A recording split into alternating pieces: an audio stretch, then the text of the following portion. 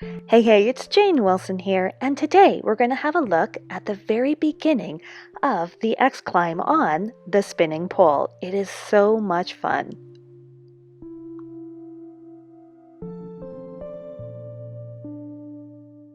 Here's the breakdown for the upper body. Inside hand up nice and high, shoulders are down and back. The outside hand's going to come across the chest and you're going to press the forearm against the pole using the cup grip, pressing through. Use your core, contract your abs, and make sure you're not hanging from the shoulder, engaging the upper body the whole time. Here's the breakdown for the lower half of your body. Start high on your tiptoes, lifting the heels up off the ground, stepping on the inside foot about a foot width away from the pole, pivoting on the ball of the feet.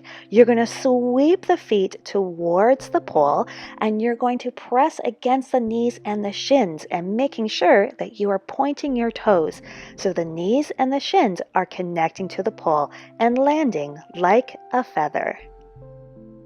Let's put it all together. Inside hand up nice and high. Shoulders are down and back. Outside hand's going to come across the chest as you step on the inside foot on the tiptoes. You're going to press the forearm against the pole. You're going to sweep the feet towards the pole like you're collecting air.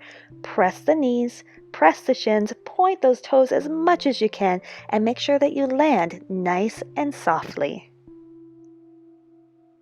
Now here's an alternative grip, having the inside hand at shoulder height and using the forearm cup grip with the inside hand. It actually makes you rotate backwards into the move and it's super fun. Thank you so much for joining me today. I hope these tutorials are helpful to you, and remember to just play on the poles and have fun. Don't forget to subscribe and I will see you soon. Cheers.